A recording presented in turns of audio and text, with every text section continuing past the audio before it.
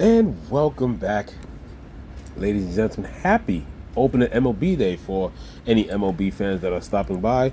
Welcome back to another episode of Grade A Power Play. Here's your boy, Grade A Fantasy. Quick rundown. This show could have been out 2 hours earlier. I was waiting for St. Louis morning skate. We'll get right into that right away. First off, it was just an ugly game by Boston. Mason Lowry barely got the 2.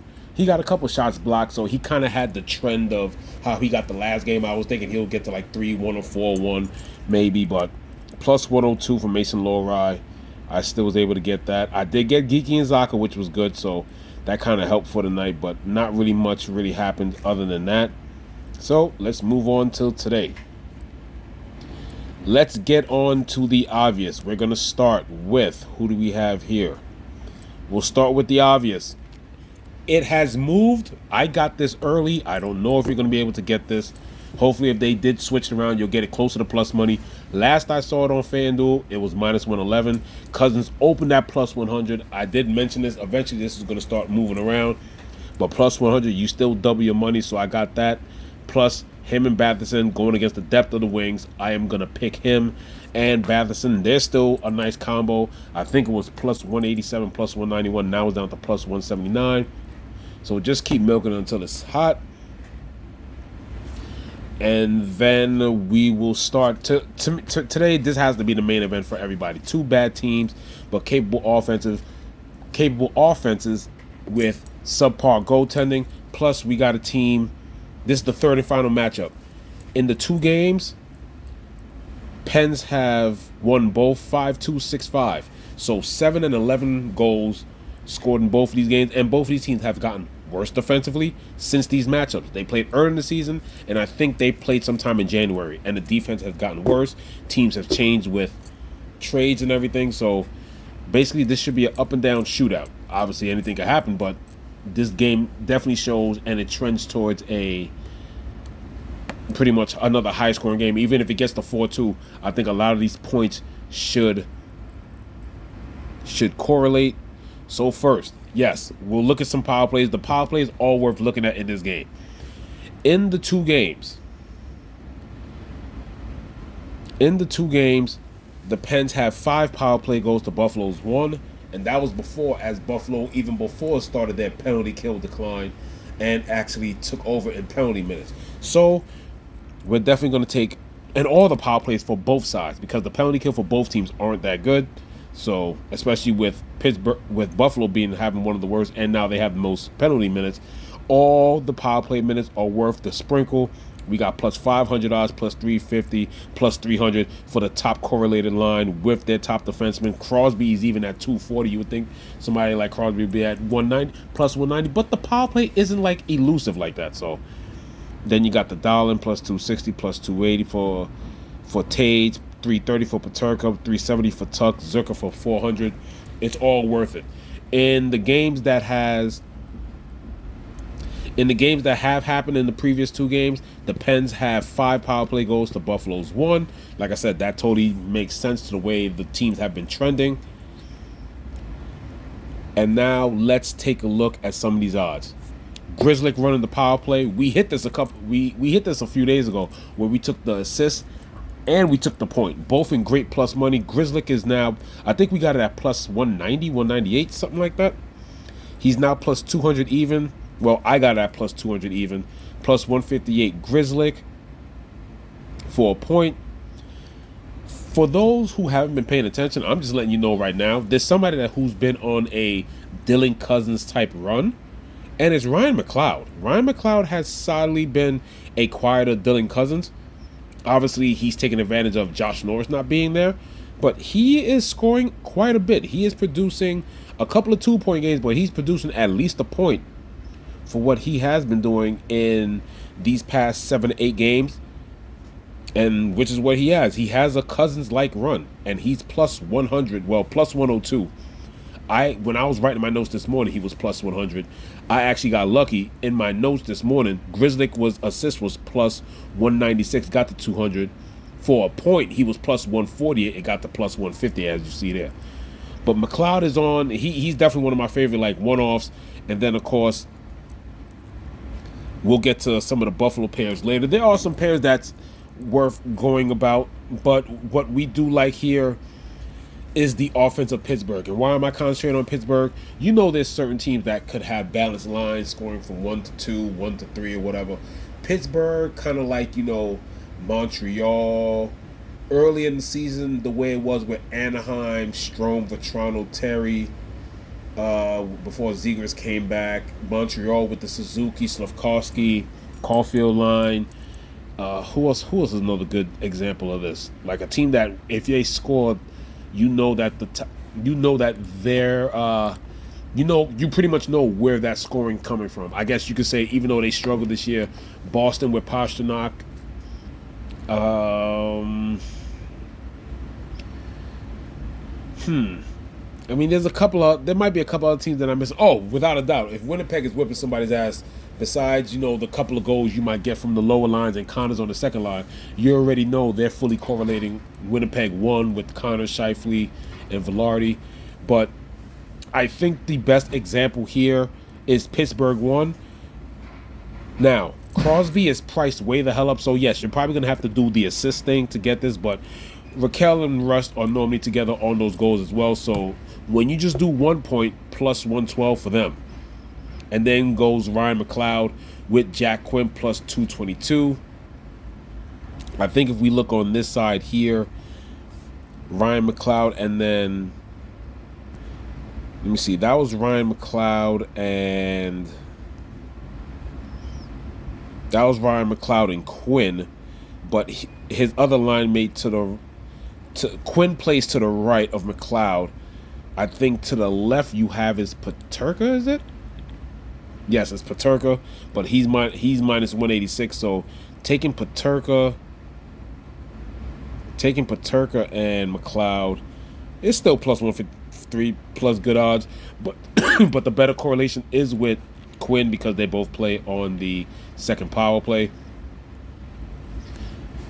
But let's get back to Pittsburgh. The reason why you're going to see some of these high odds and what I'm going for, even though, yes, you can stack with a Crosby assist with those guys, but without a doubt, I am going to be a little bit heavy on the Pittsburgh side, even though I do have some Buffalo stacks and Buffalo props. They are responsible, and this is an amazing stat, because without them, they're a lottery team. If one of them gets injured, they're a lottery team, because it definitely changed the whole dynamic. Pittsburgh 1 is involved with 56.1 of the team's goals this season. Pittsburgh 1, Crosby, Rakell, and Russ have scored 38.7 of them. So, been a part of more than half and has scored almost half. So basically, they are the offense. So when it's so tightly correlated, even though things could spread around, and sometimes there's teams that have 2 or 3 lines, and the top line is going to have the best matchup, most of the line scoring is going to come from Pit 1. So with Pit 1, what I like is taking singular 2-point props and also group 2-point props. And you could probably stack them all together on their own. Crosby, Rakell for 2 points is plus 497. Rust, Rakell for 2 points each is plus 263. Crosby by himself is plus 186. So back to what I was saying. Sorry for the quick interruption. Had to take care of something real quick. But yes, with such correlated and close condensed scoring, I'm looking for big points, singular 2 points with Rakell, Rust, Crosby. This is basically the feeling that I had with the Forsberg, what was it? I think it was Forsberg, Stamkos, Marchessault that day against San Jose in that crazy game that they had. So I definitely have a feeling about that. But I do like these props. I got, some, like I said, both teams are bad, so it's not like I'm leaning one side. Like I said, I got some Jack McLeod singularly. I might want to put some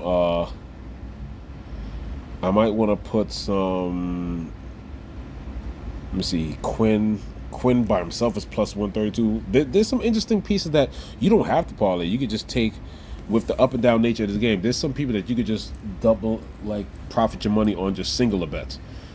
But I'm definitely going to be looking for that 2 points. And the one thing I didn't do is take them all for 2 points. So Crosby, Rust and Rakell, what would they all be together? 2 points, which is doable. Plus 992. And there's multiple games where that line by itself goes off, and they fully correlate all the time. They're on the power play. Buffalo's now at the top penalty giving minute, so there's a lot of opportunity here with this game. On to the next one. I think I'm pretty much done covering that. Yes, I went over the power plays and all that. So the next game that I haven't started placing in bets yet, but I will soon, because they just finished morning skate. Now, there were rumors that St. Louis was getting possibly Buchnevich back, but the morning skate has just finished, and we now have the news that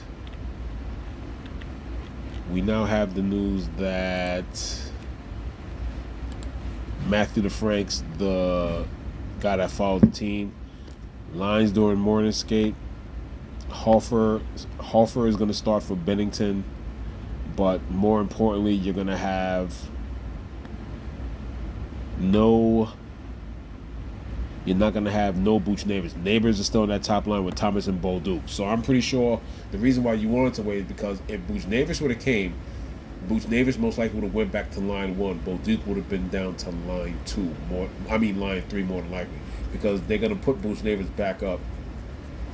Unless the only thing that could have happened was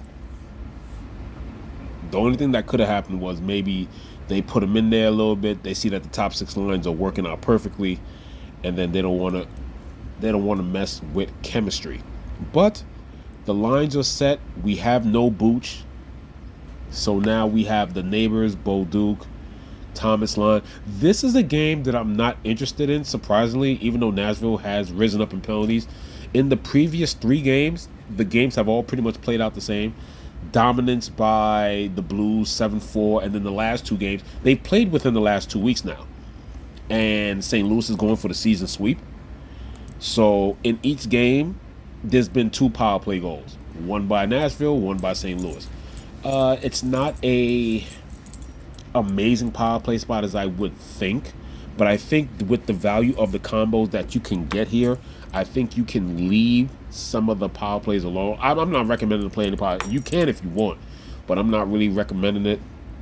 I mean, we can look at the odds. They are pretty tempting, especially stacked. You know, you got Braden Shen, Cam Fowler, Cairo, and stuff like that, 350, 430. But the power play is not really essential. These are games that could just literally, like, St. Louis could literally beat them 5-on-5 and call it a day. But they're worth a sprinkle. They are, especially on the St. Louis side. But what I like is the point combinations, and the point values are great, so we're going to literally stay. Once you see Robert Thomas at the top at minus 180, yes, you're going to get some guys that have pluses, and you're still going to get great value. As I've seen before, for guys who have been playing well the last few days by themselves, there's tons of value. We have, and it's all St. Louis, we have Bolduc, and this just changed, so I might need to jump on this quick. I took these notes. This was plus 114. Now it's plus 110. Bolduc by himself is plus 110.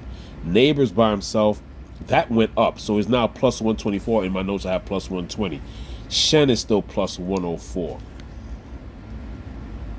And then by himself, just like how I'm liking Grizzlick today, for singular props, I love Cam Fowler for a point. That moved up. I had it at plus 138 for a point.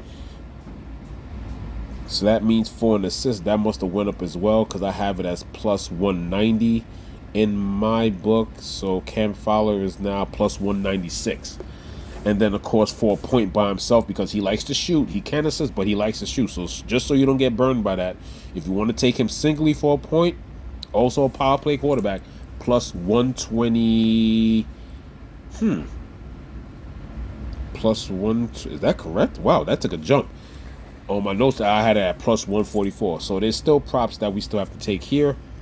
I didn't take them because, like I said, I was waiting for morning skate. Morning skate was pretty much just about 45 minutes. I don't even think it's been an hour ago since that morning line skate was confirmed.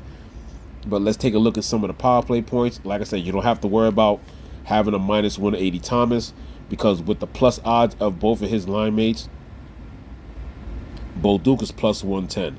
This is plus 140, so this is going to have to be something that I'm going to have to take soon. This has dropped in significant value. I had it at plus one. I had it at plus 158 in my notes. Once again, I was waiting for the morning skate. And then Thomas and Neighbors was plus 161 when I was doing my notes. It is now, okay, so that went up. So plus 171. So depending on your combination, you're going to go up or down in value. And then, of course, without Robert Thomas, if you want Bo Duke and Neighbors by himself, I had it at plus 224. It's now plus 251. So definitely some value here to be had. And then, of course, we've done it before. It's paid off a bunch of times. All the combinations for line 2. Holloway Cairo plus 137. Slightly went up. I have it at plus 133 with the earlier notes. We'll open this up a little bit. Shen is the only plus odds, so now the odds should get better. So plus 104 with the lower odds of Holloway is plus 170. It was plus 174 before. Shen and Cairo, I had it in my notes for plus 152. Now it's plus 158. So like I said, it goes up and down depending on the combination. That's what I love today. Ottawa, Cousins and Batherson just keep rocking it. A lot of singular props for St. Louis at Nashville. Pittsburgh and Buffalo, the Rutgers game. And if there's something that I would like to just take a quick look at before I leave this podcast real quick. I mean, if you want to attack it, but I think we're getting too... I'm just mentioning it because obviously against San Jose Sharks, I'm pretty sure the odds, like literally nobody in the main power play. I did write it down. Nobody in the main power play is even over 200 except for Matthew Nyes, and he's plus 300 because he doesn't score the most on the power play. The power play is mainly these four guys: Matthews, Nylander, Marner, Tavares. So if I'm going to take a wild guess, I'm going to say their 2-point props are even way better than the power play props. Other than that, you can leave this game alone. Plus 135, 160. We got guys singularly that are better than some of these power play odds. Matt Grzelcyk for an assist is better than Tavares, Marner, Nylander, and Matthews for a power play point. So the only thing I would suggest, we can go here. Now, yes, Toronto not the best defensively, so I'm pretty sure because of the size of the underdog odds that they are, you can still go, with the Eklund to Foley's and the Will Smith and still get solid odds as 2-point combos here and there. As you can see, 173s. Wenberg and Graf, big, huge odds there. But if you're looking to onslaught a hot Toronto team, without a doubt, you're gonna have to, and you're not getting the odds as well as how it was with the other guys or whatever. So, I mean, Sidney Crosby and Rakell is plus 497, Matthews and Marner plus 258. So this game might be a fade unless you feel like getting on San Jose. Other than that, the better odds most likely, once again, line 2, Tavares and Nylander for 2 points each, plus 455. Just under what you'll get for Sid and Rakell. But other than that, that's what I have for you today. Good luck. Fun ruckus tonight. Definitely some ruckus. Definitely will be rooting for, obviously, Cousins and Batherson again, and I'll be doing a lot of just, hey, I just want to see Buffalo and Pitt score, and St. Louis and Nashville. I'm just looking for St. Louis to complete the series sweep. That's it. Go 4-0. They had one game early in the year, and now they're literally playing 3 games in literally 3 weeks, basically. So that's the end of the episode. Thank you for tuning in for Grade A Power Plays. This is your boy, Grade A Fantasy. Good luck tonight, and I'm signing off.